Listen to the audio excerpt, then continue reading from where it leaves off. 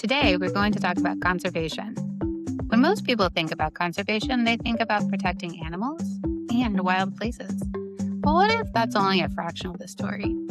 Today's guest spent 32 years at USAID learning that conservation is really a human story, that intact forests mean clean water and healthy communities, that wildlife trafficking is inseparable from arms and drug networks, that a child's health outcomes are directly tied to the health of the environment around them. So, let's get into it and meet Cynthia.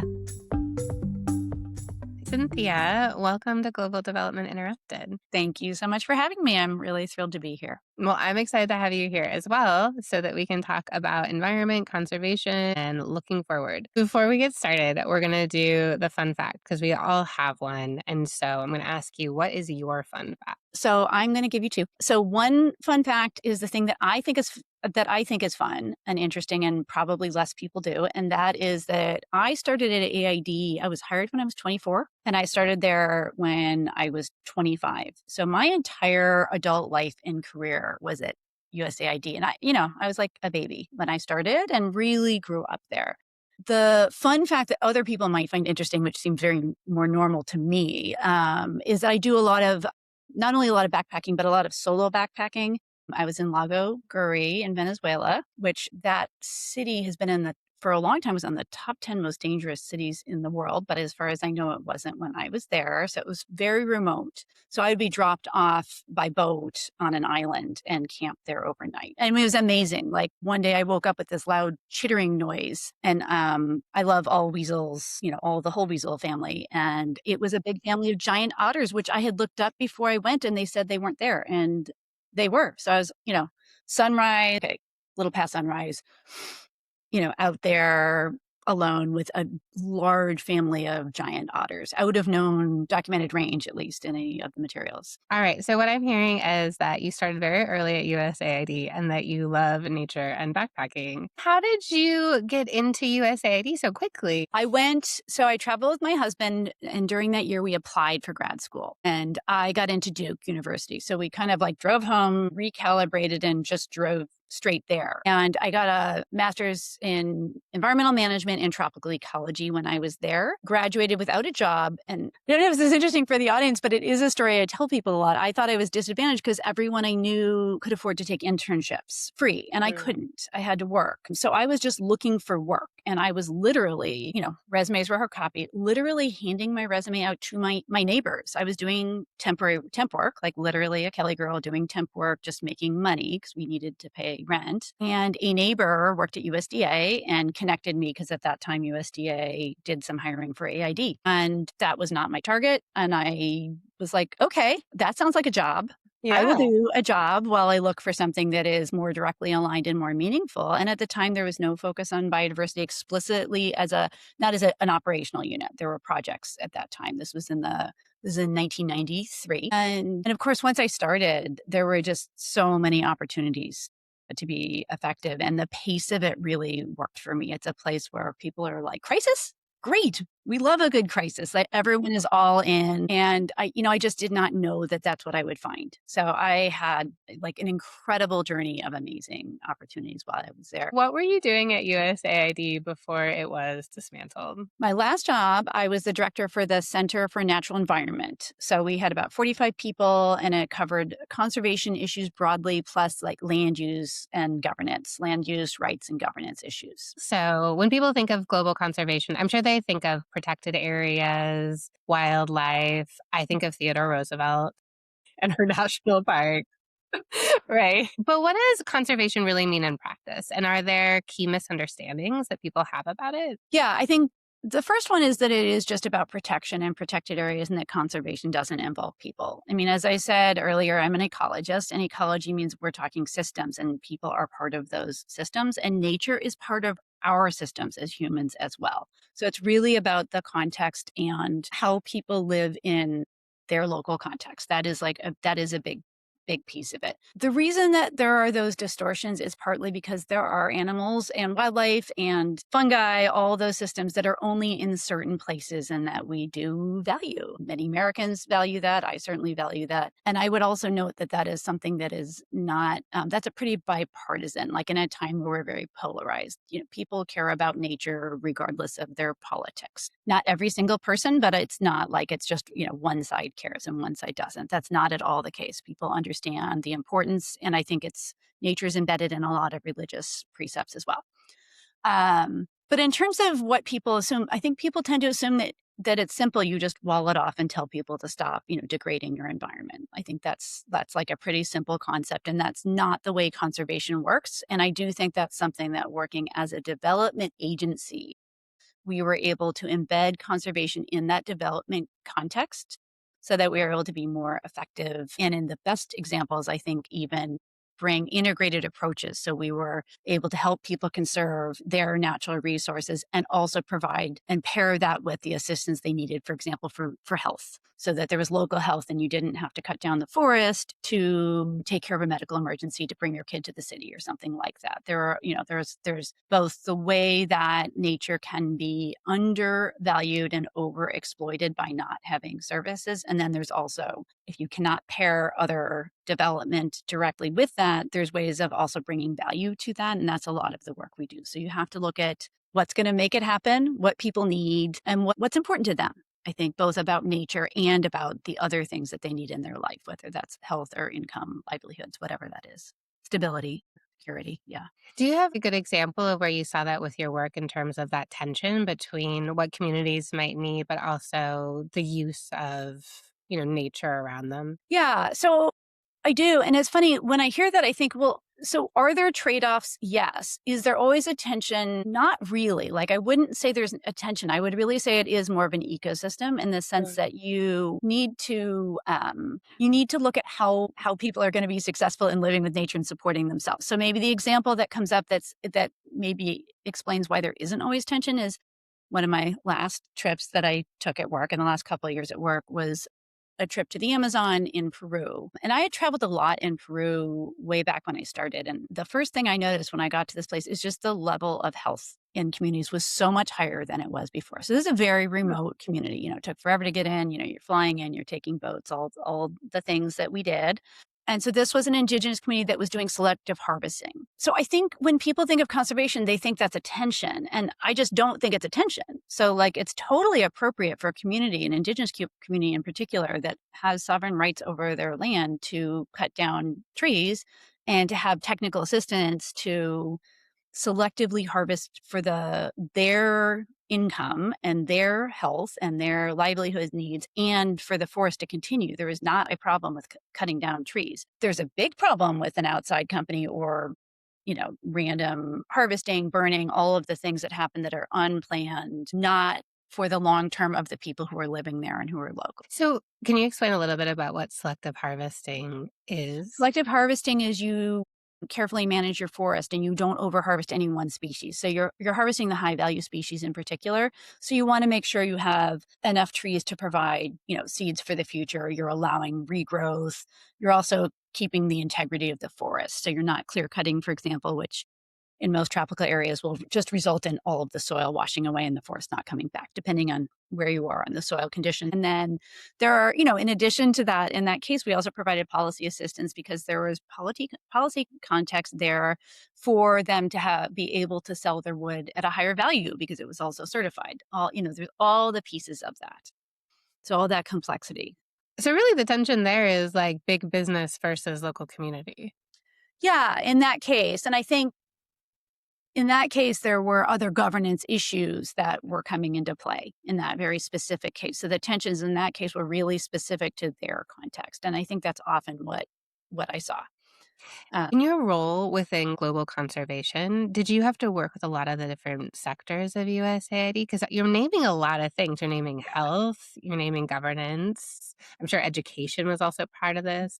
Yes. So the thing I was going to do before I was going to gracefully retire in 2027 was to continue to advance the agenda of integrating conservation. We always said that conservation is development. Like this is the natural resource base. And we have, as a planet, obviously overexploited many of our natural resources, but the local context often matters. And there are lots of places where there still is reasonable balance. And there's other places where development is fueled by overexploitation of resources to the point that they won't be able to continue development at that pace. So what I was intending to do was particularly focus on integration with the areas that we had maybe more to do. We started adding, 10 years ago, some ecological measurements to the demographic health surveys, which I understand are now continuing, so that we could do research and others could do research. And it was this tiny investment, geolocation, masked appropriately, and a couple of questions about the local ecosystem. And that unleashed a whole world of research that demonstrated exactly what we suspected, which is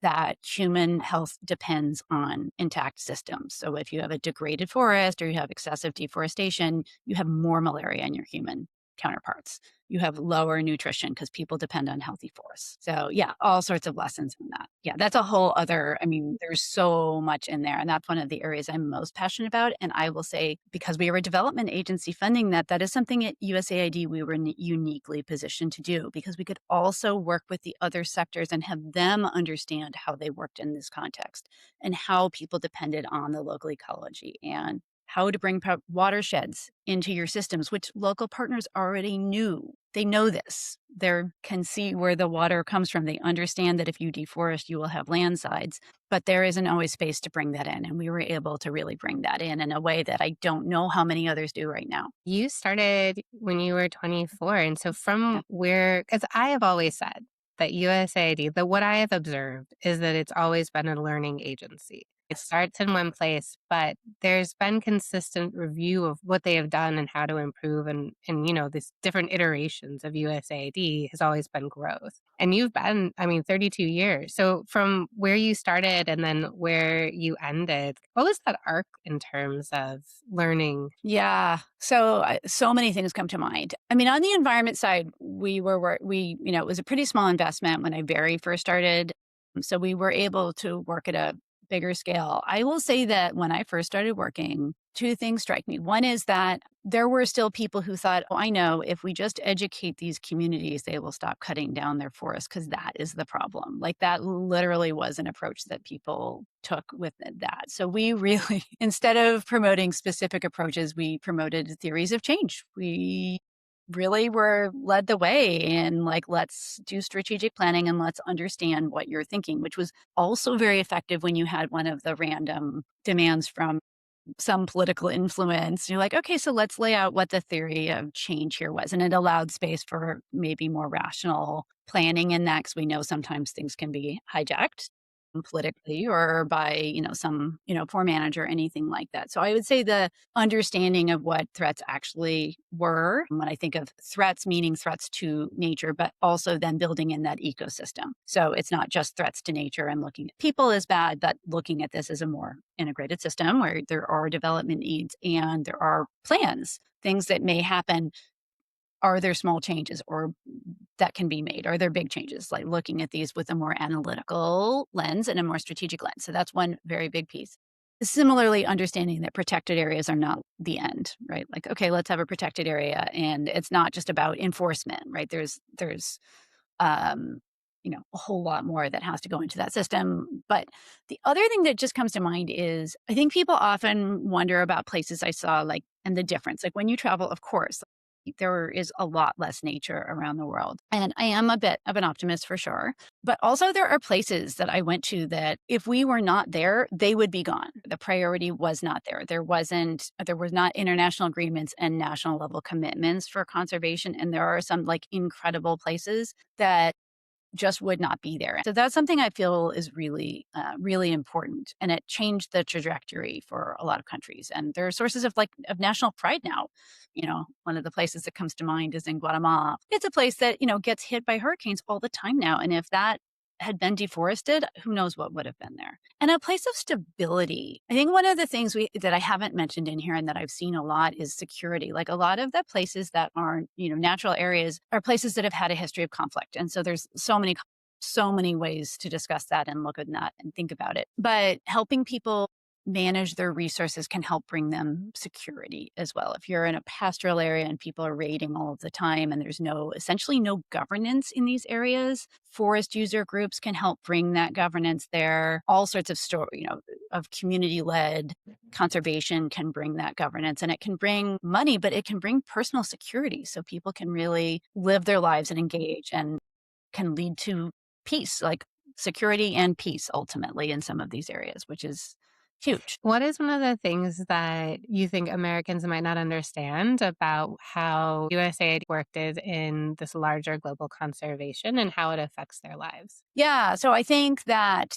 people do understand and care for animals because I think a lot of people really do. And they care that somebody is protecting them and maybe understand that that's not something that countries and local communities can always do on their own. So I think there's that. And then there's security. I mean, it's like wildlife trafficking is directly associated with it's just international organized crime. So the same shipments of, elephant tusks, the same people who are shooting those are also trafficking arms, drugs, and people together. It's the same organizations, the same networks. There's a case in South Africa where marine species was being harvested by a community and they paid them in drugs. So it just created huge drug addiction and all the associated issues in there in terms of stability. Same thing with the wildlife trafficking spike in 2012. There was a huge spike in particularly rhino horns and elephant tusks from, China, Vietnam, new channels, like new linking of organized crime. So it was a really huge uptake. And there were slaughters. It's just really, really dramatic.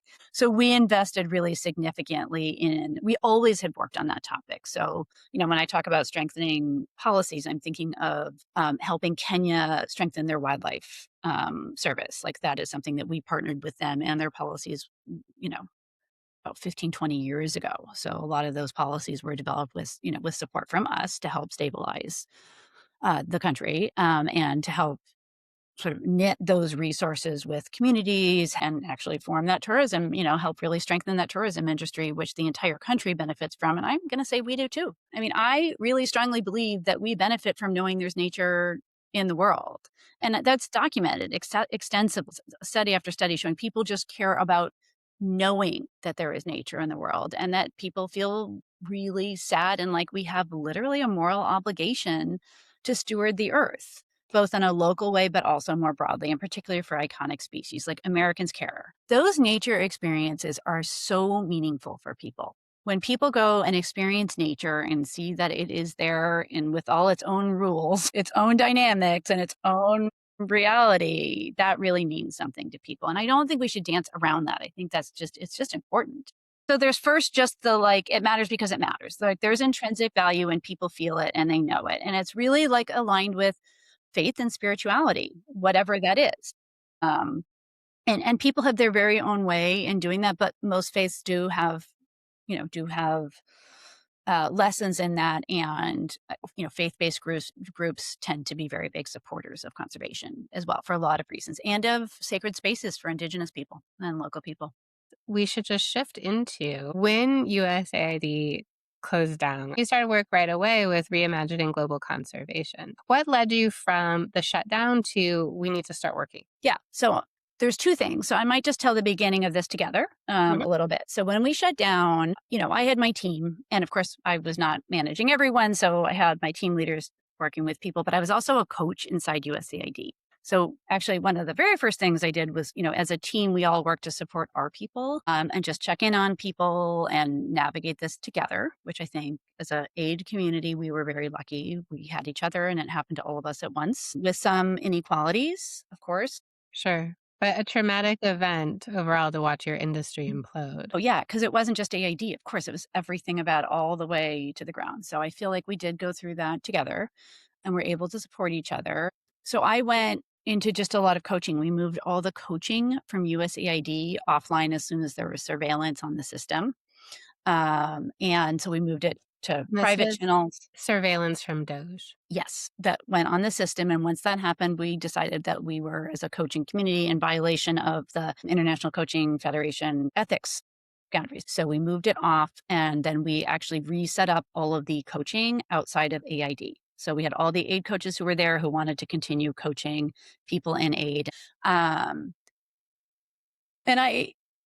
I'll just briefly say that I had, in going through that, because I'm also a coach and I did a lot of coaching last year, one of the things that struck me and strikes me the most is, the resilience of people and the uniquely amazing capacity of USAID staff and partners. We're a pretty incredible community. And what I see now is everyone's finding their own way, but largely people really doubled down. Like when terrible things happen, you figure out what matters to you and that you can't depend on your external environment to keep you stable. So you have to dig deep and find your ground, figure out what matters to you, and look for peace and joy wherever you can find it and help provide that support for each other. And as people did that, they just kept working. I mean, that is the thing. You're talking to people who are doing that, like, people did a good job sometimes taking some space to take care of themselves, which is a very excellent choice. And then people did a mix of just going at it. So, and just continuing working without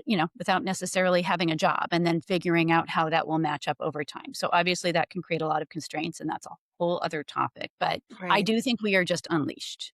And I think this is a force. We have the smartest, most mission aligned people, and all of us were set loose on the world all at once. And like, even though this is still like a rough part of the journey, I just think that we are like stronger, smarter, better, faster. And I have that really is what I have faith in the end. And I could, again, talk on an entire show on that particular one, because I think there was so much to say there. And in the spring, I was like, so my plan of gracefully leaving the agency in 2027 to go into coaching, which is, I do have a coaching business where I'm continuing to do that. Like, but there's nothing to hand off and no one to hand it off to. And I'd, already gone through the sadness. The hardest part for me was seeing my team. It was not the part that was actually the worst, but just like, yeah, seeing the contract shut down, seeing my team, lose their jobs was just, that was the hardest thing for sure for me, and a couple other moments. But it kind of settled in, and I started asking around to hear, well, okay, so like, who's doing something about this? And I don't know what sort of magical thinking was in my head and who I thought was going to do something about this. So I eventually found somebody else who was working on the same thing. And it's actually a group of people. So I am now working with 6 people on an initiative called Reimagining Global Conservation. What we're doing is a little different from what I am seeing in the other sectors, as far as I know. So we're not advocating for resources for our sector. We're not how many lives are being lost. That's not where we're focusing. We believe there is bipartisan support for conservation because we've consistently seen that over the years. Does every single person agree and align on both sides? No, but I think we have had robust support over the years. What we want to do is have a playbook for future moments in time.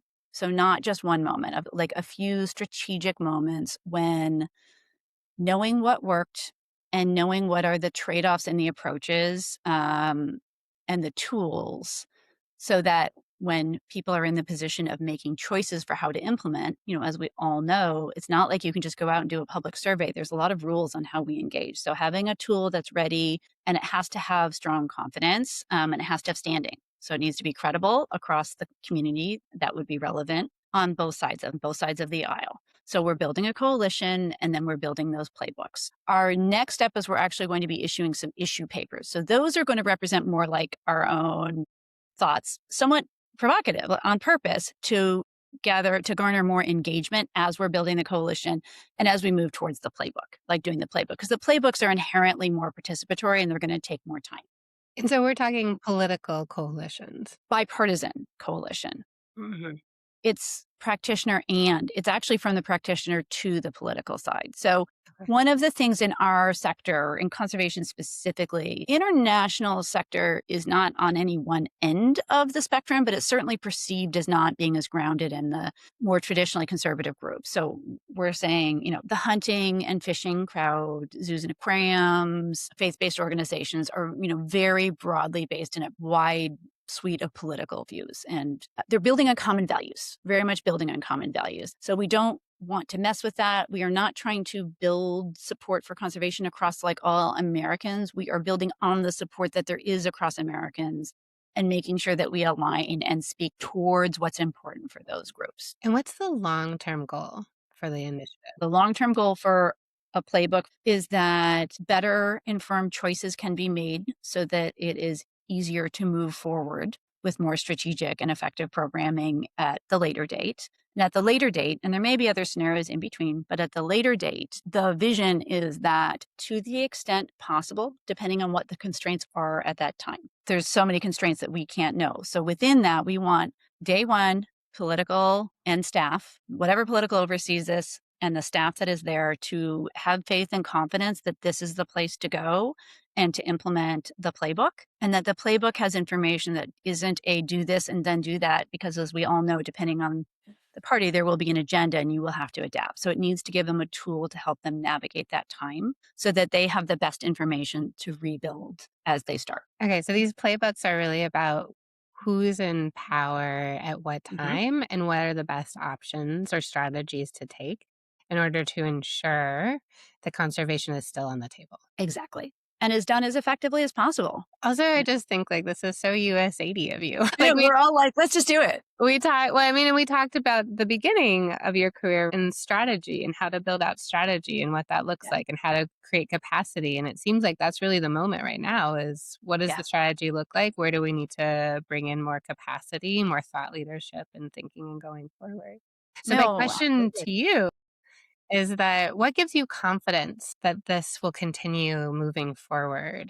Oh, I have so much confidence. The answer is that this is so needed and so right. And it's so much a part of our community. This is the way the conservation community is. People speak out, but we're strategic. We are ecologists. We look at how the systems come together. We understand that things are not separate and different and you don't fight for them. That is just, I think, who we are as a community. And I mean community all the way down to the ground. The ecology is a part of what we're doing here too. We can't grow more crops if we don't have water. And if we cut the trees down, we don't have the water. So just like any other aid thing, if there's something to be done, people just step up and do it. Well, and it's so nice to hear that people still care about the environment. Yeah, they do. They care. They care. And there's a lot of people who are just out there doing things. You know, they're just like, okay, this is what I'm doing now. I'm just doing this. I'll figure out the job part later. I'm just doing this. And so we have framing that they can bring that to. Well, and then you speak to this workforce has been unleashed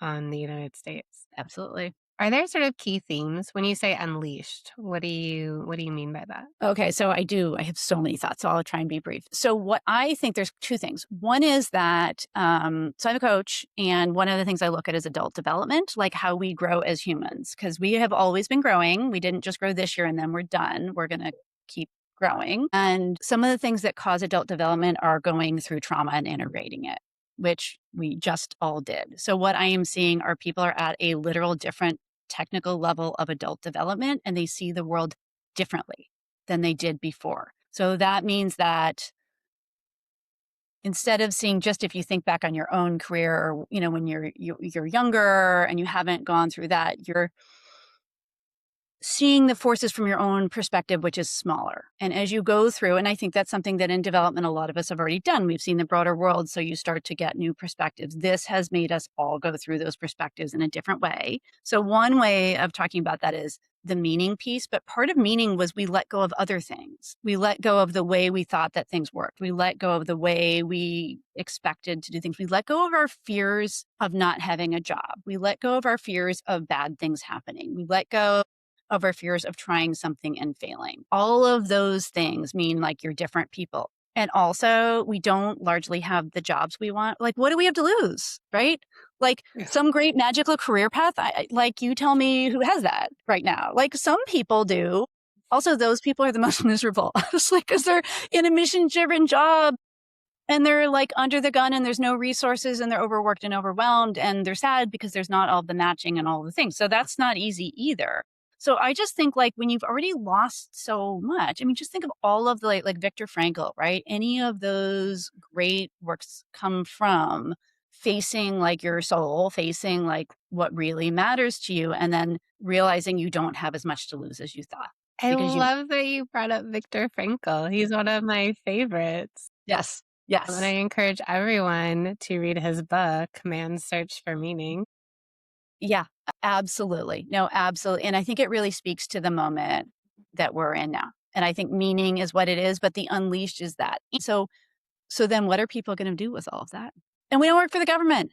We can do what we want. We can No, say that we are that's not different too. constrained. We are not Yeah. constrained by congressional mandates. Yeah. So maybe each of those is a leash, right? We were leashed in a lot of ways. Our own expectations of career growth, right? All of those things. So those will some of those will come back in some ways, but some of them won't. So obviously people have other constraints, we all have like our own realities, but I think largely we are stronger, and better positioned to navigate this and matter. We're a lot matter. And what is your biggest hope for the future? I really have more hopes that people stay with what they've learned from this, because I think collectively we find each other or new inspiring people to work with.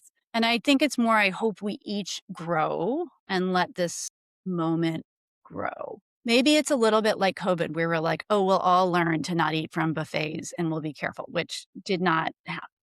So that's kind of the lesson I might have said then.